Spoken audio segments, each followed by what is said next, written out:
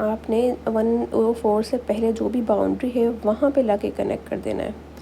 इसका मतलब ये है कि हमारे पास लेस देन 99.5 से कोई भी फ्रीक्वेंसी नहीं थी। फ्रीक्वेंसी क्या थी? 99.5 से अगर मैं लोअर डाटा में वैल्यू लिख को चेक करूँ तो हमारे पास कोई वैल्यू नहीं है। ये जो 2 है ये 99.5 और 104.5 के इन बिटवीन की वैल्यू है, इसलिए मैंने 99.5 से पहले 0 पे कनेक्ट किया है इसको, क्योंकि कोई डाटा की वैल्यू यहाँ पे एग्जिस्ट नहीं कर रही।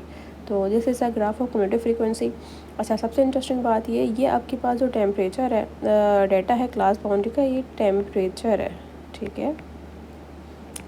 टेम्परेचर लिया है हमने डिग्री सेल्सियस में, और कम्यूटेटिव फ्रीक्वेंसी कॉल हमारे पास उजाइफ कर्व बनाते का मैं जब आपको चेक करना हो किसी मिडल वैल्यू में अपने डेटा का आउटपुट, लेट सपोज मैं आपसे पूछूं कि हमारे पास कितने कंट्रीज़ हैं, ये कंट्रीज़ है, ठीक है। हमारे पास कितने कंट्रीज़ हैं जिसका टेम्परेचर 114 से 114.5 के बिलो रहता है। तो 114.5 ये रहा, ठीक है। आप यहाँ पे एक स्ट्रेट लाइन बनाएंगे, स्ट्रेट लाइन बनेगी और यहाँ से ला के वर्टिकल एक्सिस पे इसको कनेक्ट कर देंगे। तो आप बोलेंगे कि 30 कंट्रीज़ हमारे पास ऐसे हैं जिसका टेम्परेचर 114.5 से बिलो रहता है। ये सारा बिलो वाला टेम्परेचर है।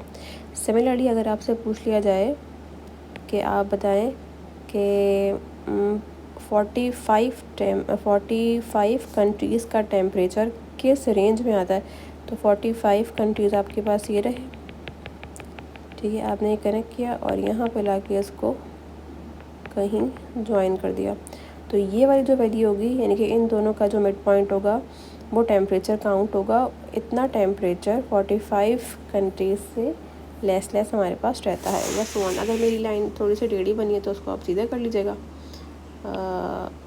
स्केल को यूज़ करके, तो आपके पास एक स्ट्रेट लाइन का डाटा आ जाएगा।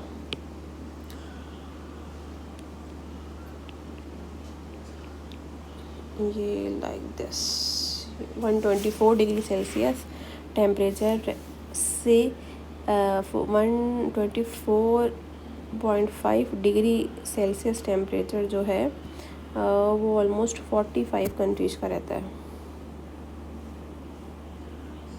ठीक है बच्चों। ये आपके पास टेम्परेचर रिकॉर्डिंग जो है वो बता दी है उजाइव ने। और समहाउ पेपर में ये भी आ सकता है कि मैं आपको एक डेटा दूँ और बोलूँ कि इसको न्यूमेरिकली भी कैलकुलेट करें, यानी कि मीडियन का फॉर्मूला लगा के भी कैलकुलेट करें, और उसी डेटा को ग्राफिकली भी प्रूफ करें। और ग्राफ का नाम ना बताऊँ तो आपने उजाइव बनाना है, और न्यूमेरिकल जो वैल्यू आएगी वही वैल्यू हमारे पास ग्राफ में भी अप्रॉक्सीमेटली प्लस माइनस थोड़ी बहुत हो सकती है, लेकिन वही वैल्यू हमारे पास ग्राफ में भी आएगी। ऑलराइट बच्चों, 3 ग्राफ हमने देख लिए हैं। बाकी ग्राफ की शेप्स मैं आपको बता रही हूँ, ये बनाने को नहीं आएंगे, सिर्फ शेप हो सकता है आइडेंटिफाई करने को है। This is a graph of bell shape curve, ठीक है। ये आपको, अगर मैं बेल शेप कैसे पता चलेगा मुझे, मैं ये वाले एजेस को अगर ज्वाइन करूँ लाइक दिस, तो मेरे पास एक बेल शेप बनती है, ठीक है। बेल शेप कर्व जो होता है वो सिमेट्रिक होता है, ठीक है। सिमेट्रिक अबाउट सेंटर होता है। और दूसरी बात ये कि जो बेल शेप में एजेस होते हैं ये कभी भी एक्सिस को टच नहीं करते, ये एसिम्प्टोट्स होते हैं। एसिम्प्टोट्स का मतलब ये है कि ये लाइन हमेशा एक्सिस के साथ तो मूव करेगी, लेकिन कभी भी एक्सिस को टच नहीं करेगी, ठीक हो गया। This is a graph of uniform shape, तो आपके पास यूनिफॉर्म ग्राफ है। ये जे शेप ग्राफ है, अगर आप इसको कनेक्ट करें तो जे शेप बन जाती है, तो this is a graph of J shape. ये रिवर्स जे शेप का उल्टा हो गया, राइट स्क्यूड है, डेटा की वैल्यूज़ राइट साइड पर ज़्यादा डिस्टिंक्ट गैप से हैं, ये लेफ्ट स्क्यूड है आपके पास। This is called bimodal ऐसा ग्राफ होता है किसी भी डेटा में अगर 2 मॉड्स आ रहे हैं तो दोनों की हाइट सेम होगी, ठीक है। डेटा में इन दोनों की हाइट सेम है, दोनों की फ्रीक्वेंसी जो भी है वो यहाँ पे सेम है, इसलिए इसको कहते हैं बाई मॉडल, ठीक।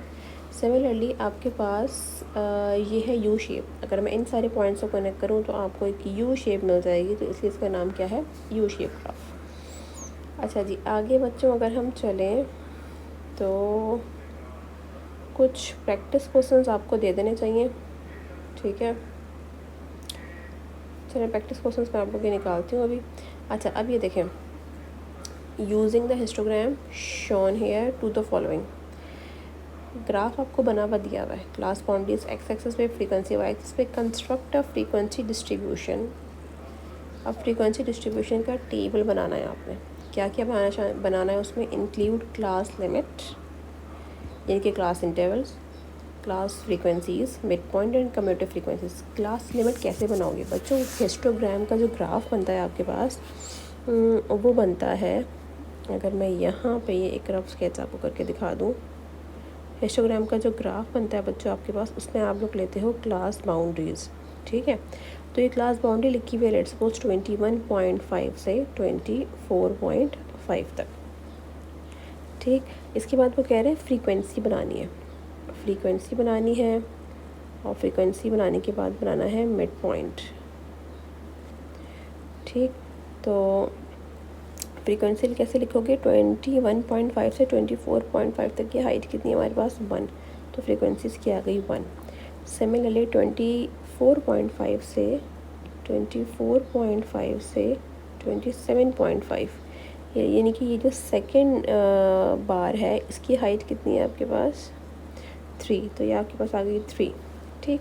अब क्लास इंटरवल कैसे बनेंगे इससे, अगर मुझे क्लास इंटरवल्स बनाने हैं अपने, तो बच्चों याद करो क्लास बाउंड्री बनाने के लिए हम लोअर क्लास में से सब्ट्रैक्ट करते थे 0.5 और अपर क्लास में ऐड करते थे। इसका उल्टा कर लो, लोअर क्लास में 0.5 ऐड कर दो, ये मेरे पास आ जाएगा 22, और इसमें सब्ट्रैक्ट कर दो, ये आ जाएगा 24, इसमें से ऐड कर दो, क्या आ जाएगा 25, और ये आ जाएगा सब्ट्रैक्ट कर दो, क्या आ जाएगा 27 एंड सो ऑन। आप इस तरीके से अपने क्लास इंटरवल का कॉलम भी पूरा कर सकते हैं। क्लास बाउंड्री ग्राफ में से एक्सट्रैक्ट हो जाएगी। फ्रीक्वेंसी का मैंने आपको बता दिया है।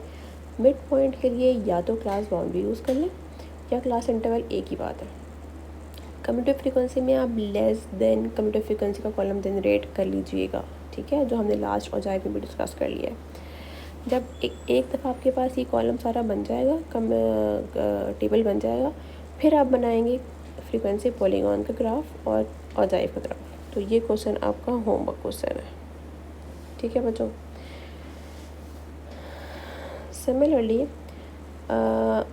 ये वाला क्वेश्चन देख लेते हैं, this one, maths stat set scores, ठीक है। क्या कह रहा है कि आपको use it to construct a histogram and frequency polygon. ये आपको बना के दिया हुआ है औजाइफ।